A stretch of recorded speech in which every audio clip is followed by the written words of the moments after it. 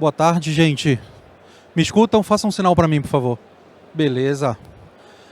Bom, vamos falar aqui um pouco sobre ransomware, né? Modus operandi da movimentação lateral. Eu gosto de um formato um pouco diferente, eu preferia estar com o computador aqui, mostrando para vocês como as coisas acontecem e tal. Quem já teve a oportunidade de ver algum vídeo meu, alguma coisa assim, eu gosto de fazer ao vivo, né? Mas o formato é outro, então a gente se adapta ao formato.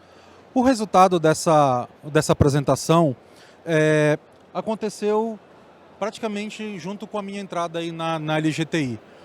Alguns ransomwares que a gente caiu em ambientes que estava aí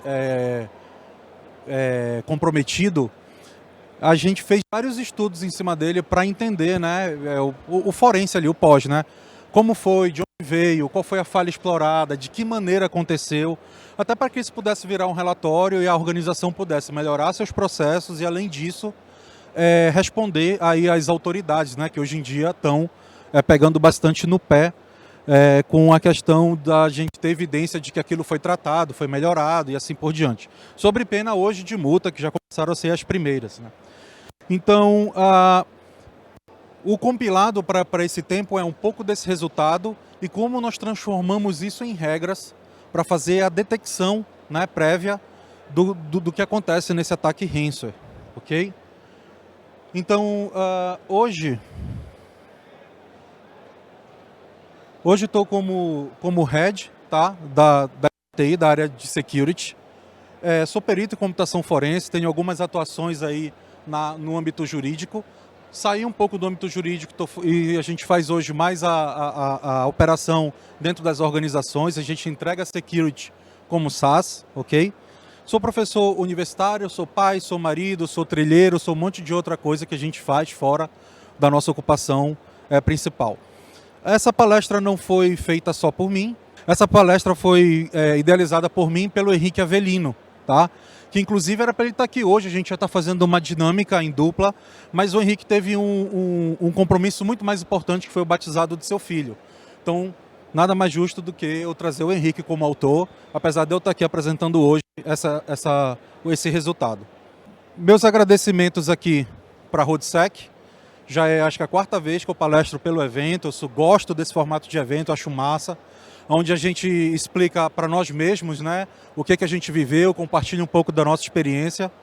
Agradeço a LGTI, que me trouxe até aqui, trouxe uma série de pessoas, a equipe, tem muita gente da equipe aqui que veio assistir. Para vocês terem uma ideia, até a Head de People está aqui, já adianto que a LGTI está contratando, tá?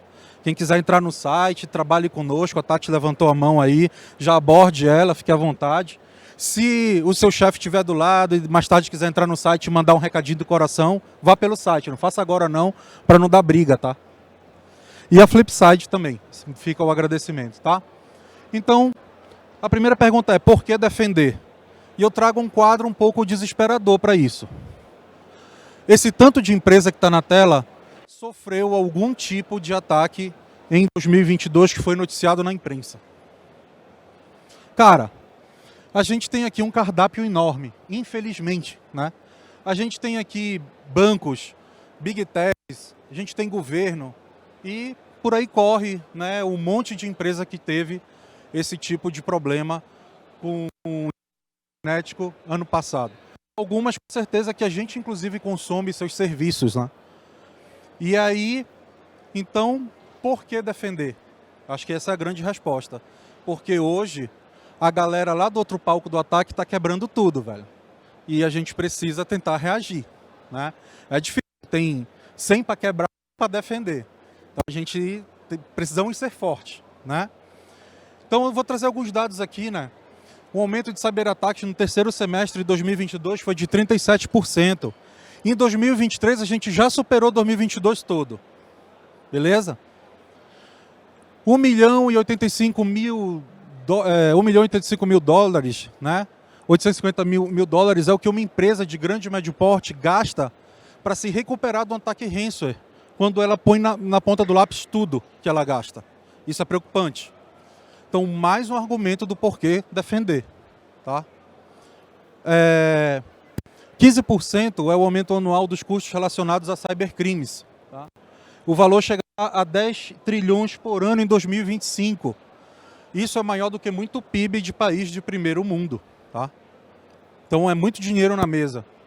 75% dos consumidores não compram produtos de empresa que falharam, né, na guarda dos seus dados. Então, isso é mais do que motivo do porquê nós nos defendermos, tá certo?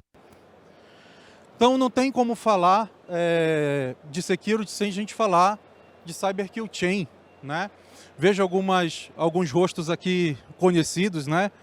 E todo mundo que fala muito bem de SEC, que a gente segue, que são mestres aí, eles sempre citam Cyber Kill Chain. E Cyber Kill Chain, tem gente que diz, ué, isso aqui não é do ataque? Gente, isso aqui é da SEC. Se o pessoal do ataque usa isso, eu preciso estar de olho nisso aqui, né? Então, basicamente, para a gente ficar na mesma página, Cyber Kill Chain é um passo a passo que o atacante faz, tá? Até que ele chegue no seu objetivo ali. A maioria dos ataques, se não passar por todos esses passos, ele passa por alguns, certo?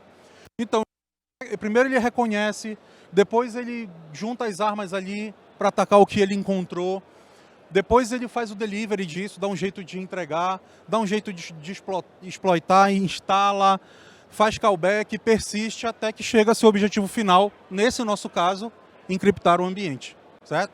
Para obter alguma vantagem em cima disso. Geralmente, essa vantagem ela é financeira.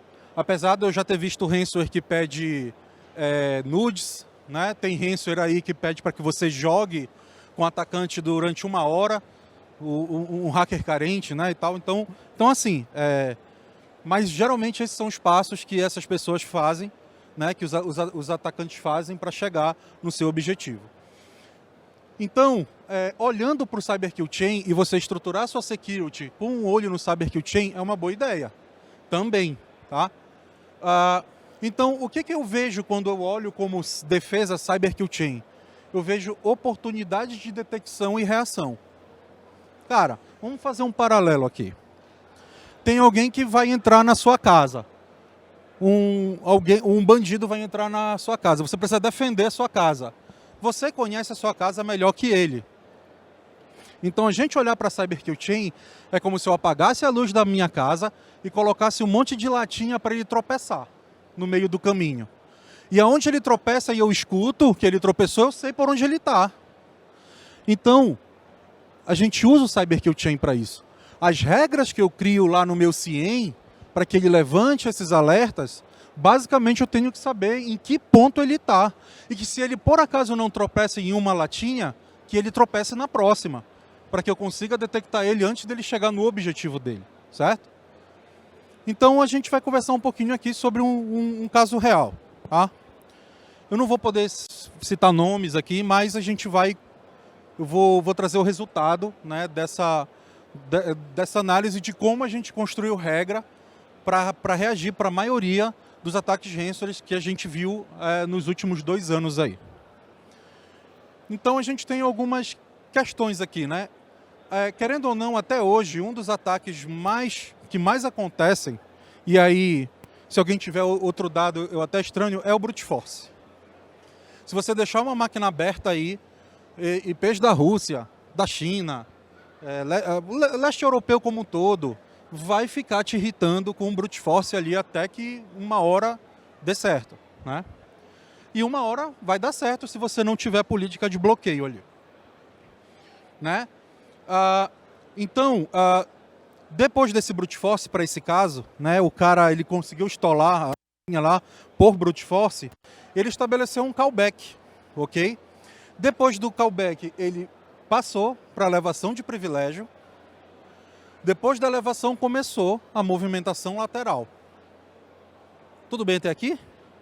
Depois da movimentação lateral, infecção e chegou ao seu objetivo final, que foi a criptografia.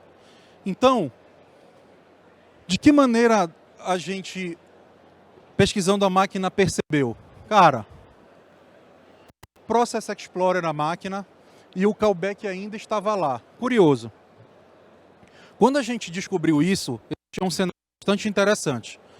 Quando a LGTI foi chamada para entrar na sala de crise e integrar a equipes que estavam trabalhando, tinha a equipe de Firewall, que era de outra empresa, tinha a equipe do EDR, que era de uma outra empresa, e tinha a LGTI, que estava ali fazendo mais a questão do restabelecimento dos serviços, né? Mas não adianta eu restabelecer serviço sem antes eu usar uma fase muito importante, que é a sanitização do ambiente. Se a gente restabelecer o serviço e não sanitizar o ambiente, o que vai acontecer logo que eu colocar o serviço no ar? Eu volto para o meu estado de criptografia. Por diversos motivos. Primeiro que o backup passado ele já está contaminado, provavelmente, e aí vem um dado. Geralmente, os ataques mais bem-sucedidos de ransomware, o intruder ele demora quase 2 meses dentro do ambiente de média. Então ele está ali dentro estudando há muito tempo, ele já está com esse callback há muito tempo. Esse callback que ele estabeleceu, você pode recuperar 1, 2, 3 backups atrás que ele ainda vai estar lá dentro. Então o que esse cara estava fazendo?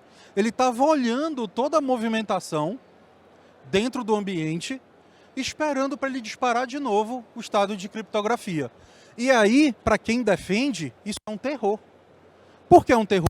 Você vai ter a equipe virada, você vai ter a equipe cansada, você vai ter uma equipe desmotivada, desmoralizada, e os seus pares e chefes estarão ensandecidos. Porque o faturamento parou, porque você foi invadido, porque você não fez seu serviço da maneira certa. Todo mundo esquece aquele e-mail que você tinha que comprar alguma coisa, contratar mais gente, esquece. Esse momento, o e-mail está no trash, ponto final, né? Então, esse é o cenário. E aí, quando a gente começou a entender, né? Primeiro, cai num servidor, veio a conexão, as dificuldades começam aí. Por mais que encriptado, tem algumas partes que ele não consegue encriptar. Porque se ele encripta aquele servidor de um tanto que ele não consegue acessar depois, ele perde o poder de barganha, de decriptografia. Então ele precisa estar com alguma ponte ali ainda em conexão com o ambiente, certo? Então o que a gente percebeu? Que o callback ainda estava estabelecido. E aí veio a pergunta para o Firewall. Vem cá, vocês já não bloquearam todo o acesso interno e externo até que a gente saia aí da área de crise? Está bloqueado, não entra nada. Não, amigo, ele está saindo, achar o reverso. Cara, parece tão óbvio, mas na hora da crise, tem gente que não pensa nisso. O cara que está acostumado a fazer só o que ele faz todo dia, ele perde um pouco do senso crítico, principalmente quem está emocionalmente envolvido com aquele problema, né? Então, cara, eu esqueci de fechar a saída, a gente só fechou a entrada. Não, beleza, mas o chão é reverso, vai passar. E aí estava a prova, o cara estava pendurado ali dentro, pronto para criptografar novamente. E aí foi alguns pontos interessantes, né? Isso aqui é chato, a escovação mesmo de bit. Abre o Process Explorer, olha o processo, tira o hash, vê o que aquele cara faz engenharia reversa, isso tudo rodando, enquanto outras pessoas estão ali tentando recuperar backup, levantar serviço, e a gente está num paralelo aqui, né? Então, cara, número 1, o que a gente deve fazer? Tentar saber se o cara está lá dentro. Acho que é o primeiro passo, beleza?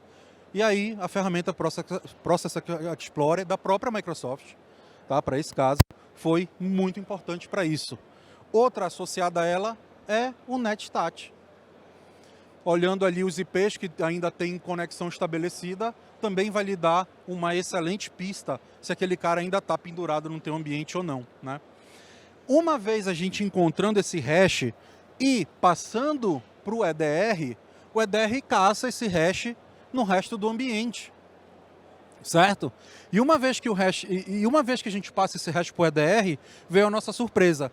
Ele já tinha o callback em outros 2 servidores.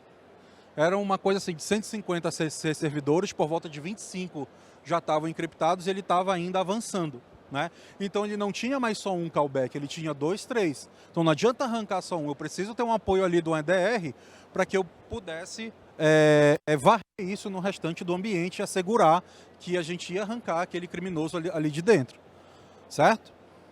Então, essa foi a parte do callback, né? Além disso, evidências de movimentação lateral, e aí começa um pouco da nossa saga, né? Cara, PS-exec. É difícil a gente detectar PS-exec, né? Por que se usa PSExec numa movimentação lateral de ransomware e a gente percebeu? Porque é uma ferramenta que passa ilesa nos antivírus. Por quê? Porque é da própria Microsoft. Então, o PSExec, ele é utilizado, para quem não conhece, vou dar uma explicação bem rapidinha, para que geralmente a gente faça manutenção no ambiente que tem o AD de forma facilitada. Então eu da minha máquina não preciso necessariamente logar na máquina vizinha.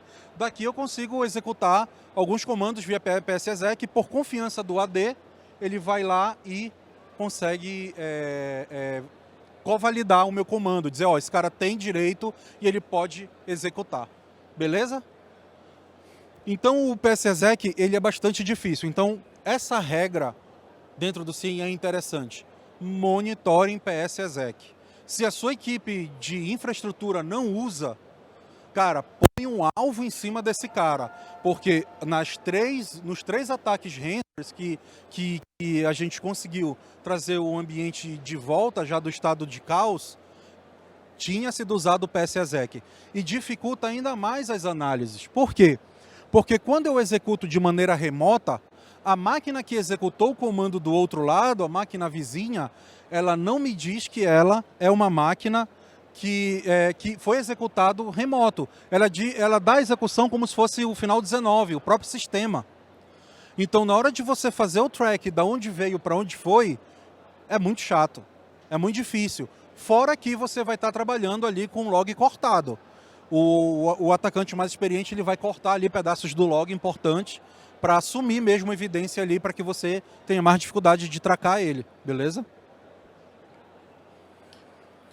E aí, olha que interessante, ele empurrou para lá, né? Como vocês podem ver ali um arquivo XXX para o outro lado. Então o PSExec ele empurrou para o outro lado, só fazendo um copy. Então eu tirei da máquina que ele está, empurrou para outra máquina aquele arquivo, ele ainda não executou. E no próximo passo, foi exatamente quando ele executou. Com o PSExec, ele conseguiu executar lá do outro lado. Ó, CMD, executou o XXX e aí já seguiu adiante encriptando o computador. Né? Então, assim, a movimentação lateral para ambiente Windows dificilmente vai fugir hoje, para o que se tem hoje de ransomware. A gente tem um grande desafio pela frente, que é a IA. E a gente não sabe como vai se comportar, como vai agir, como vai proceder os próximos ataques. Mas o que a gente viu foi que o PSExec foi usado em todos eles. Então, porra, se foi usado em todos eles, vou montar uma regra em cima desse cara. Toda vez que for usado o PSExec, meu amigo, me alerte. Por favor, me alerte bem. Manda sinal de fumaça, e-mail, mensagem, recadinho do coração lá no Instagram, manda para onde for, mas me alerte quando for utilizado o PSExec. Até porque, por incrível que pareça, geralmente as equipes que fazem manutenção de infra não usam tanto o PSExec, né? Apesar de ser uma ferramenta extremamente poderosa. Eles preferem logar na máquina, olhar o que está acontecendo, do que apenas empurrar ali o próprio script. Tá? E aí o final foi a criptografia, né? E aí o recado que o ambiente estava comprometido e tal. E curioso, por mais que o ambiente esteja encriptado e que essa criptografia ela tanja todos os blocos do HD, eu encorajo vocês fortemente a passarem arquivo de recuperação de arquivos apagados. Por quê? As ferramentas que o criminoso usou não estão encriptadas. Ele apagou quando ele saiu. E ele não vai mais mexer muito na máquina. Então ela vai estar na lixeira, ela vai estar em arquivo excluído. Pode passar arquivo de recuperação que você vai encontrar questões muito importantes sobre essa recuperação e esse ferramental que ele utilizou. Por exemplo, para esses ataques aí, foi utilizada uma licença válida do NetScan. Cara, NetScan utilizou um NetScan, que teoricamente é uma ferramenta inofensiva. Mas o NetScan, quando ele varria a rede, encontrava alguns compartilhamentos de HD, né, onde ele tinha a confiança da movimentação lateral, ele empurrava via script um monte de ferramenta e executava. Então, e o que é que a gente fez assim? Eu vou mostrar um pouco das regras de como acontece dentro do nosso ambiente, tá?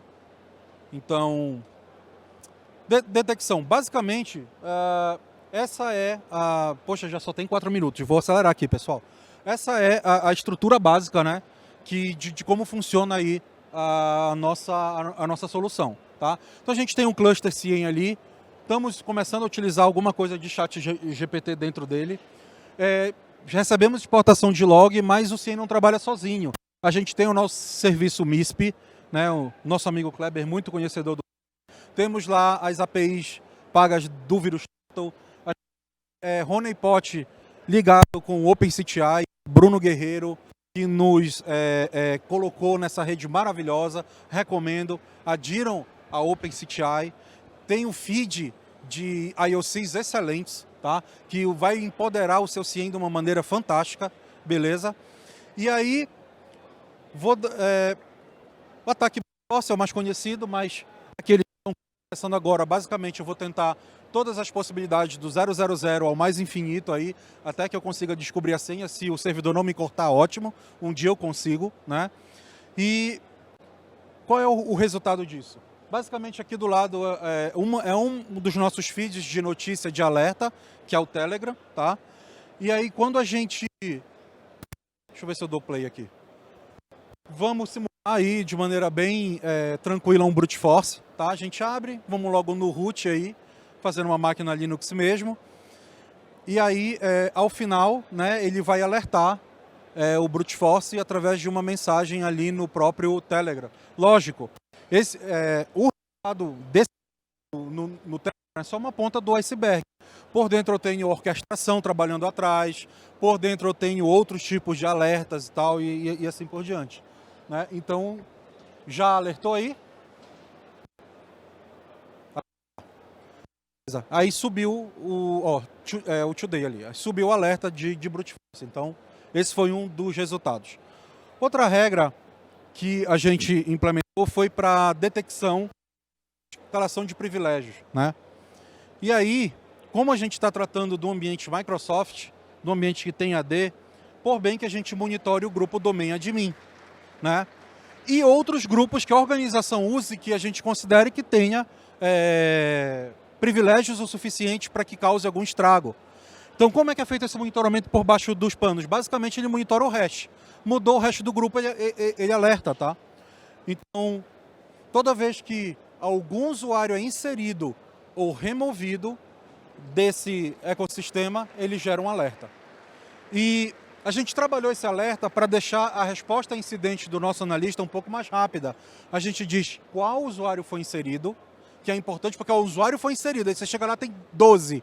Qual deles foi inserido? Não sei. Então é por bem que essa informação venha no alerta, tá? Usuário removido do grupo domain admin, Rover Test ali, tá? Rover é o nome da nossa solução. Rover Test, no grupo, no ambiente demo. Então eu já sei ali onde foi, qual foi o usuário que foi mexido ou alterado. Isso é importante. Como falou ainda agora sobre fadiga de alerta, isso aqui é uma maneira da gente mitigar um pouquinho essa fadiga de alerta, beleza? E aí inserido também ele responde, tá? E aí, como funciona a movimentação lateral em si? Basicamente, eu estou numa máquina, pelo PSExec eu executo, eu empurro alguns comandos para outra máquina e o Active Directory me valida, porque eu tenho esse direito, é uma relação de confiança ali dentro daquele ambiente, certo? Então, de que maneira a gente conseguiu monitorar isso? Basicamente, a gente tem um script que roda por trás do PSExec que recebe um serviço do outro lado, tá? na outra máquina. Então, rodou ali e ele vai dizer lá, ó, novo serviço adicionado e criado lá na máquina tal. Então ele já dá esse alerta. Já evoluiu esse alerta, hoje ele já me mostra, por exemplo, qual serviço foi criado, de novo, para diminuir a fadiga, né, e a gente conseguir ter um resultado mais dentro do esperado, diminuir o tempo de resposta. Beleza? Agora, outra função que tem na ferramenta também e que eu recomendo é a função de ADR, tá? Então, poxa, além do ADR, o CIEM ele também faz alguma coisa de ADR? Faz. Faz porque todo mês a gente consegue empurrar para dentro do ADR mais de 2.000 IOCs que o EDR ainda não conhece. Então eu brinco, eu digo que a gente tem um EDR mal educado, que ele não pergunta, ele remove e depois, se quiser colocar como arquivo conhecido, beleza, tá? Então, time zap aqui acabou, tá? Já estou terminando, é o último slide. Então, essa é outra maneira que a gente encontrou para quando for feito um deploy de alguma ferramenta que o EDR ainda não conheça, mas toda aquela nossa estrutura de IOC, juntando OpenCTI, MISP, VirusTotal e assim por diante, já conheçam, ele arranca fora. Depois a gente vê se aquilo era malicioso ou não. Beleza? Então, pessoal, eu queria agradecer vocês por estarem me escutando, agradecer a LGTI, o time que está aqui, tá? E muito obrigado.